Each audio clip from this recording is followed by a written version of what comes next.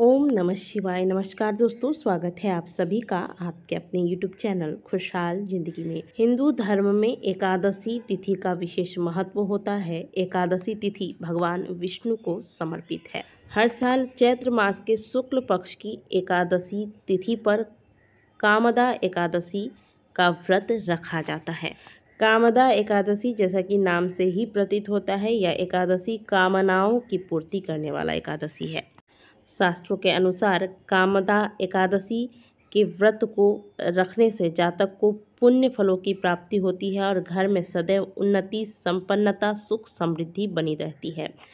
एकादशी के दिन भगवान विष्णु की विधि पूर्वक पूजा की जाती है। साथ ही इस दिन माता लक्ष्मी की भी आराधना की जाती है। एकादशी तिथि पर भगवान विष्णु संग माता लक्ष्मी की पूजा आराधना से भक्तों को धन, ऐश्वर्य, सौभाग्य और समृद्धि की प्राप्ति होती है। चलिए जानते हैं साल 2024 में कामदा एकादशी व्रत किस दिन रखा जाएगा, एकादशी तिथि का शुरुआत कब होगा, समापन कब होगा तथा पारण किस दिन करना है, एकादशी व्रत में खान पान के क्या नियम होते हैं। ये पूरी जानकारी आज के वीडियो में आपको देने वाले हैं। वीडियो को अंत तक जरूर देखिएगा। वीडियो को आगे बढ़ाने से पहले आप सभी से रिक्वेस्ट है, वीडियो को लाइक जरूर कीजिएगा। अगर चैनल पर पहली बार आए हैं तो चैनल को सब्सक्राइब अवश्य करें। साल 2024 में 19 अप्रैल को कामदा एकादशी का व्रत रखा जाएगा।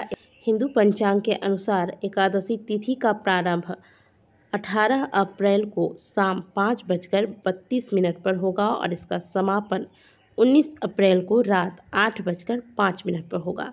उदया तिथि के मुताबिक एकादशी का उपवास और पूजा 19 अप्रैल को ही किया जाएगा। एकादशी व्रत का पारण व्रत के अगले दिन सूर्योदय के बाद किया जाता है। सूर्यास्त होने से पहले तथा द्वादशी तिथि समाप्त होने के भीतर ही एकादशी व्रत का पारण करना अत्यंत ही आवश्यक है।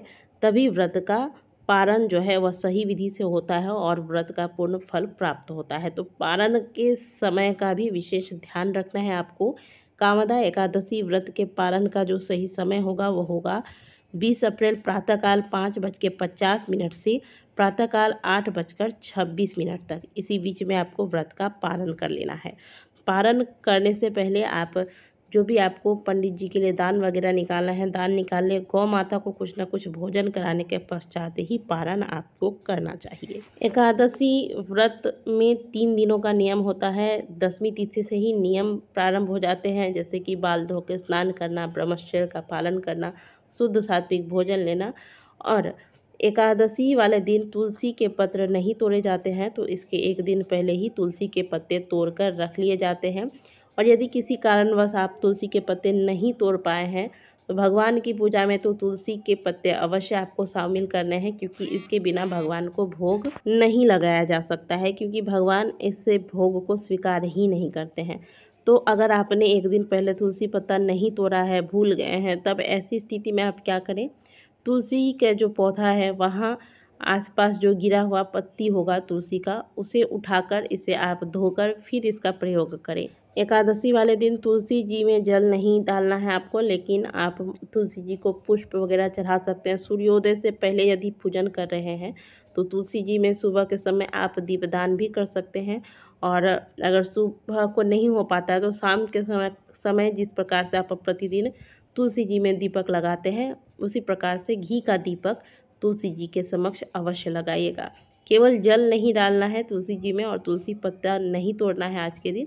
बाकी आप दीपक वगैरह लगा सकते हैं। जो व्रत करते हैं वह एक बार फलाहार लेंगे, और जो व्रत नहीं करते हैं, केवल नियमों का पालन करना चाहते हैं या चाहते हैं कि हम एकादशी के दिन बिना व्रत किए भी किस प्रकार से एकादशी का फल प्राप्त करें, तो उन्हें एकादशी तिथि पर प्रातःकाल जल्दी उठना है, स्नान इत्यादि करके भगवान विष्णु का सुंदर विधि से पूजन करना है। पीले पुष्प, पीला चंदन, पीले फल इत्यादि से भगवान का भोग लगाएं, भगवान की पूजा करें, घी का दीपक लगाएं, भगवान के समक्ष विष्णु सहस्त्र नाम का पाठ करें, कामदा एकादशी व्रत की कथा को पढ़ें या इसका श्रवण करें, भगवान की आरती करें।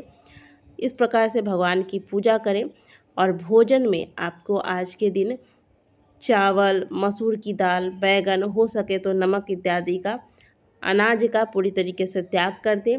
जितना बार आपको भूख लगता है आप फल खाएं, मेवे खाएं। इस प्रकार से आप आपको आज के दिन भोजन का ध्यान रखना है। अब आप सोचेंगे कि हम नमक नहीं खाएंगे, चावल वगैरह का सेवन नहीं करेंगे तो ये एक तरह से व्रत है। तो नहीं, ये व्रत नहीं है। एकादशी व्रत का जो नियम है वह मैंने आपको पहले भी बताया कि 3 दिन का कठिन नियम होता है। एकादशी के व्रत में अगर आवश्यकता हो तभी भक्तों को फलाहार भी करना चाहिए, लेकिन यदि आप व्रत नहीं रख सकते हैं, आप केवल नियमों का पालन करना चाहते हैं, तो एकादशी पर कहा जाता है कि चावल में पाप का वास होता है, इसलिए विशेष करके चावल का त्याग किया जाता है। तो आज के दिन आप जितना बार आपको भूख लगे, सुबह को जैसे आप नाश्ता करते हैं तो सुबह के नाश्ता में आप जूस, दूध, फल वगैरह ले सकते हैं। दोपहर को आप फलाहार ले लें।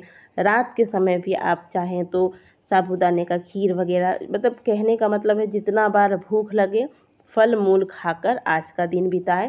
इससे आप एकादशी के दिन जो अनाज सेवन करने से पाप लगता है उस पाप से बच जाएंगे। तो ये कर लीजिएगा।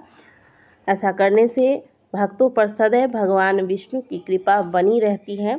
चाहे आप एकादशी का व्रत नहीं भी रखते हो तो भी आपको एकादशी पर भगवान विष्णु की पूजा आराधना करके इन नियमों का पालन करना चाहिए।